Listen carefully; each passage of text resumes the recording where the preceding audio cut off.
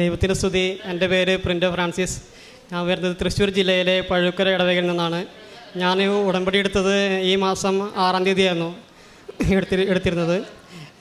ഞാൻ ഈ സ്ഥാപനത്തെക്കുറിച്ച് എനിക്കറിയാൻ സാധിച്ചിരുന്നത് എൻ്റെ വൈഫിൻ്റെ ചേച്ചിയും ചേട്ടനും വഴിയായിട്ടാണ്. അതിനുശേഷം ഞാനിവിടെ വന്ന് പ്രാർത്ഥിക്കാറുണ്ടായിരുന്നു. വൈഫുമായിട്ട് ഞാൻ പ്രാർത്ഥിക്കാറുണ്ടായിരുന്നു, ഇടയ്ക്കിടയ്ക്ക് വരാറുണ്ടായിരുന്നു. ഞാൻ വിദേശത്താണ് വർക്ക് ചെയ്യുന്നത്. അപ്പോൾ ഞാൻ ഈ പ്രാവശ്യം മാർച്ച് അവസാനം ഞാൻ ലീവിന് നാട്ടിൽ വന്നു. അതിനുശേഷം ലീവ് അവസാനിക്കാതെ ആ സമയത്താണ് കമ്പനിയിൽ നിന്ന് വിളിച്ച് പറഞ്ഞത് പുതിയ വിസ എടുക്കണം, അതിന് വേണ്ടി മെഡിക്കലുണ്ട്, ഓൺലൈൻ എടുക്കണം എന്ന് പറഞ്ഞു. അപ്പോൾ അതിന് വേണ്ടി മെഡിക്കൽ എടുക്കാൻ ഞാൻ ഓൺലൈൻ അപ്പോയിൻമെൻ്റ് എടുത്തു. അതിനുശേഷം ഇവിടെ കൊച്ചിയിലേക്ക് കിട്ടിയിരുന്നത്, കൊച്ചിയിൽ അവിടെ പോയി മെഡിക്കലിന് പോയി. പക്ഷേ ആദ്യത്തെ പ്രാവശ്യം എക്സ്റേയിൽ ഡൗട്ടായ കാരണം 5 ദിവസം മരുന്ന് കഴിച്ചിട്ട് വീണ്ടും വരാൻ പറഞ്ഞിരുന്നു. അങ്ങനെ 2-ാം പ്രാവശ്യം 5 ദിവസം കഴിഞ്ഞ് മരുന്ന് കഴിച്ച് വീണ്ടും ചെന്നു. അപ്പോഴും ഒന്നും എക്സ്റേ ക്ലിയർ ആയിട്ടില്ലെന്ന് പറഞ്ഞത്. അപ്പോൾ അതിന് ശേഷം എനിക്കൊരു ഡൗട്ട് തോന്നി. അപ്പോൾ എനിക്ക് എക്സ്റേയിൽ എന്തെങ്കിലും പ്രശ്നമുണ്ടോയെന്ന് അറിയാൻ വേണ്ടിയിട്ട്. അപ്പോൾ അതിന് ശേഷം ഞാൻ ഒരു ഡോക്ടറെ പോയി കൺസൾട്ട് ചെയ്തിരുന്നു. അപ്പോൾ ഡോക്ടർ ചെക്ക് ചെയ്ത് പറഞ്ഞു എന്തായാലും ഒരു എക്സ്റേ എടുത്ത് നോക്കാം. അപ്പോൾ എക്സ്റേ എടുത്ത് നോക്കിയപ്പോൾ പറഞ്ഞു വലിയ കാര്യമായിട്ട് കുഴപ്പമൊന്നും കാണാനില്ല, നിങ്ങളൊരു കാര്യം ചെയ്ത് നോക്ക്, സെൻറ്റർ ചേഞ്ച് ചെയ്ത് നോക്കാൻ പറഞ്ഞു.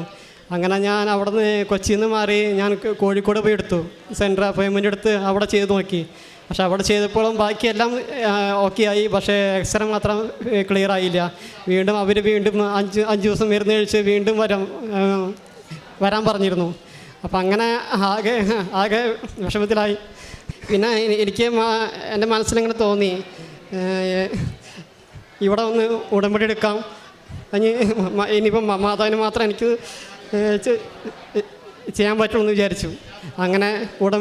അങ്ങനെ ഞാൻ വിചാരിച്ച് ഈ മാസം 6-ാം തീയതി ഞാൻ ഒന്ന് ഉടമ്പടി എടുത്തു, നന്നായി പ്രാർത്ഥിച്ചു, ഉടമ്പടി എടുത്തു. അതിന് ശേഷം ചൊവ്വാഴ്ച ഉടമ്പടി ധ്യാനം ഓൺലൈനിൽ പങ്കുകൂടി. അതിനുശേഷം എനിക്ക് ബുധനാഴ്ചയായിരുന്നു, ഈ 8-ാം തീയതി ആയിരുന്നു എനിക്ക് മെഡിക്കലായിരുന്നത്.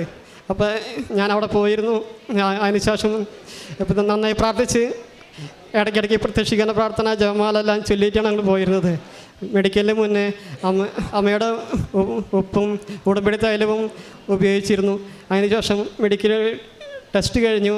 അപ്പോൾ അവർ ഹോസ്പിറ്റലിൽ പറഞ്ഞത് ഉച്ച കഴിഞ്ഞ് ഡോക്ടർ വരുള്ളൂ, അപ്പോൾ അതിൻ്റെ റിപ്പോർട്ട് പറയാൻ പറ്റുള്ളൂ എന്ന് പറഞ്ഞു. അപ്പോൾ ആ സമയത്ത് ഞങ്ങൾ വെയിറ്റ് ചെയ്തിരുന്നു. അങ്ങനെ ഞാൻ കുറച്ച് കഴിയുമ്പോൾ എനിക്ക് തോന്നി എനിക്ക് എന്തെങ്കിലും ഞാനെന്തായാലും ഫിറ്റായി എന്ന് പ്രാർത്ഥിച്ചത്.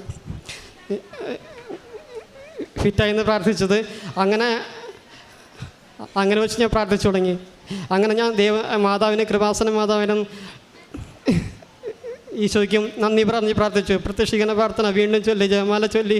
അങ്ങനെ ഉച്ചകഴിഞ്ഞ് ഒരു 3:30-4 എന്നെ വിളിച്ചു, ഡോക്ടർ വിളിച്ചു. ഡോക്ടർ പറഞ്ഞു നീ ഫിറ്റായിട്ടുണ്ട്. ഇത്ര വലിയ അനുഗ്രഹത്തിന് ദൈവത്തിന് നന്ദി പറയുന്നു.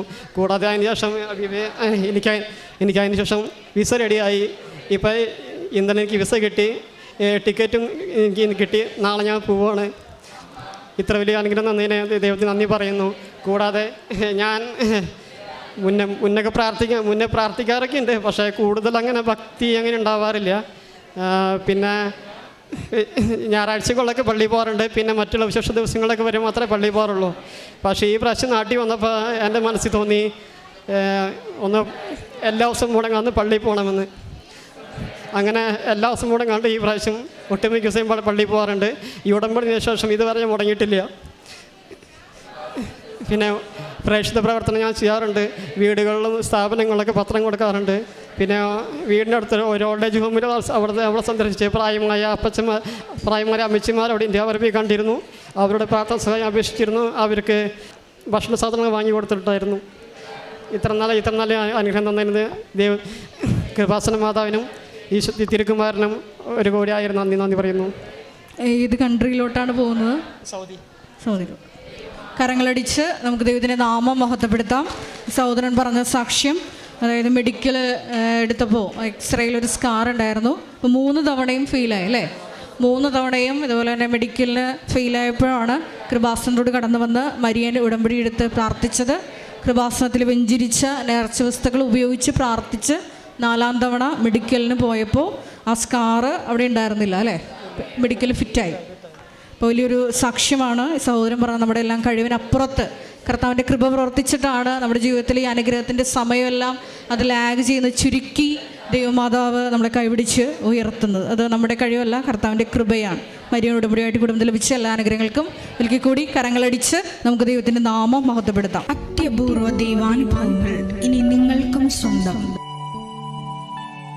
ഈ യൂട്യൂബ് ചാനൽ ഇതുവരെ സബ്സ്ക്രൈബ് ചെയ്തിട്ടില്ലെങ്കിൽ ഇപ്പോൾ തന്നെ സബ്സ്ക്രൈബ് ചെയ്യുക.